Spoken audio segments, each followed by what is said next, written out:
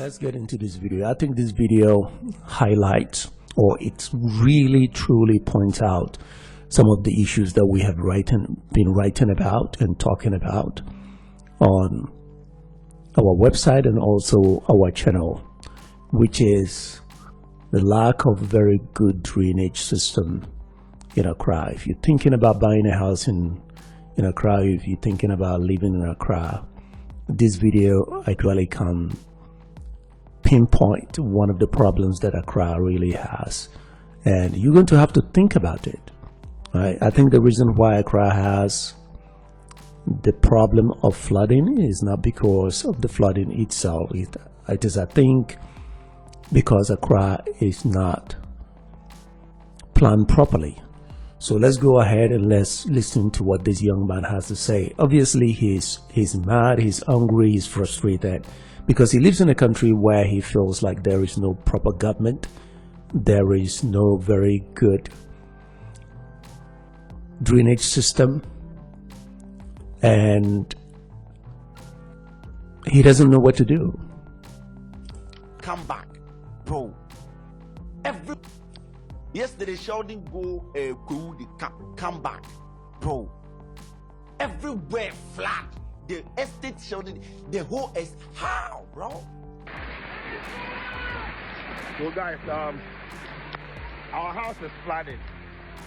Our house is flooded. My house is flooded.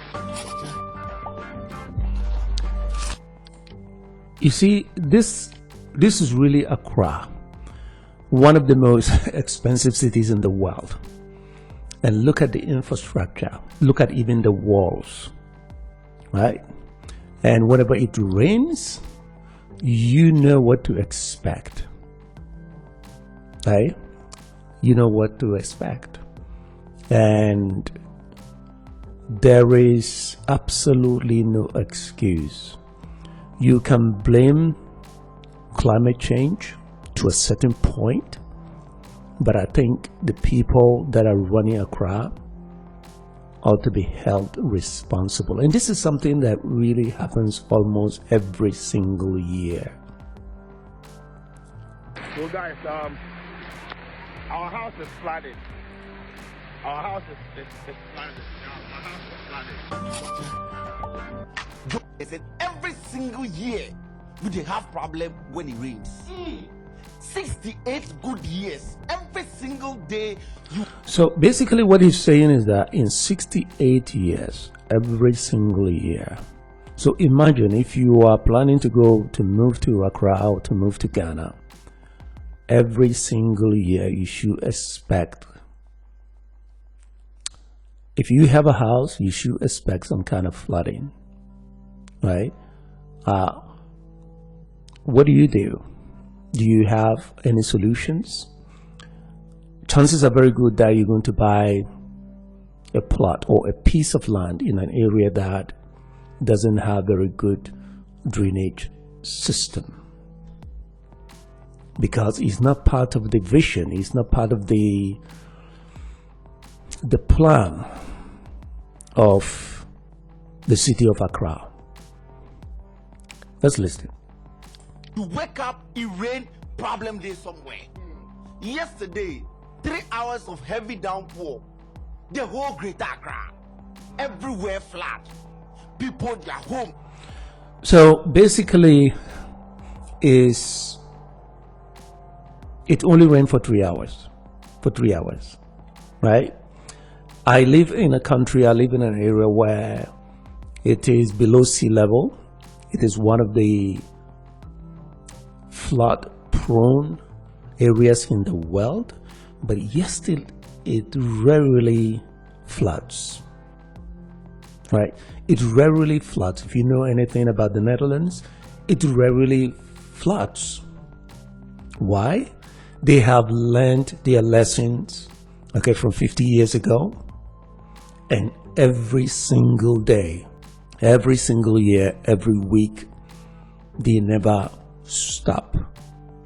They keep working on how to manage, control, and direct in case of flooding. Sometimes it rains for days but it never really floods. Maybe what I ought to do is for me to shoot a video and share and post it here on the channel so that the people that are running Accra can be able to see that there is an example somewhere where your city doesn't have to flood. It doesn't. And it's really, truly sad. This is just one of the so many videos about flooding in Accra. People, their cars, bro, everywhere. Hostels, hospitals, vicinity, but everywhere flat. A nation that is 60, I know they understand. Saturday, it was in Ashanti region. Sunday, Greater Accra, everywhere. Kumasi airport runabout, man. We be a fill gas. Airport gas filling station, more. Hey, it's soon in a town. It's only here. Yeah. Kumasi airport runabout. This is probably one of the most popular areas in Kumasi, right? Ashanti region, right? And look at it. It's flooded, right? It is really flooded. And what it's really saying is that it was almost the whole country. It was almost every region, right? And he was just talking about how he doesn't understand. Like, this is something that has been going on for a very, very long time. You know, the reason why he doesn't understand is because, including ourselves, we the diasporians, when we come back home, we don't care so much about the drainage system. We look around, if we can see skyscrapers, that's it. You know, we are happy. If we look around and we see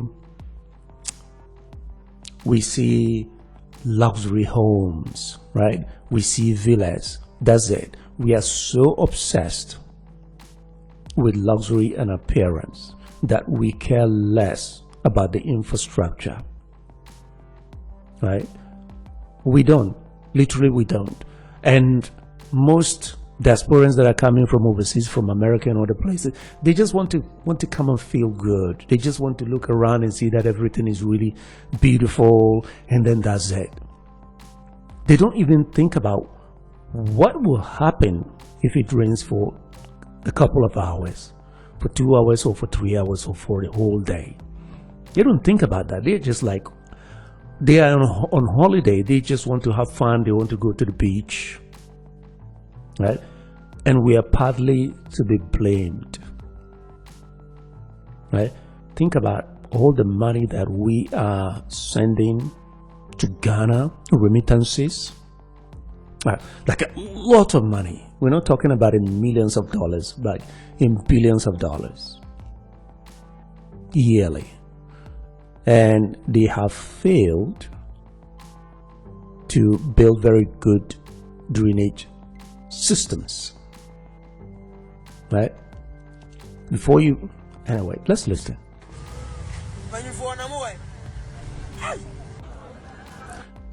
What he's saying is that he said, the leaders, where are you? You know what I think he really doesn't understand is that, to me, as far as I'm concerned, there are no leaders in a place, in a country like Ghana. Really, you have politicians who are just like addicted to the political shows, but Ghana is not a country that has leaders. If you go to a country that has leaders, nobody would tell you. The minute you arrive, the minute you land, you get out of the airport, even before you get out of the airport, you can tell that this is a country with leadership, right? Leadership is a word that is just like being thrown around, but there are very, very few true leaders on the planet today. We have so many politicians that are addicted to power and control because they never really had any in their lives. So once you elect them into office, they become obsessed. And you can see that on the African continent. You can see that in Ghana, right? You can see that when you arrive in a country like Ghana, you look around and you look at the people, how the people are really struggling, they're suffering, you can tell. And this is one of the signs that there is no leadership in Ghana, maybe in 1,000 years. But as of today,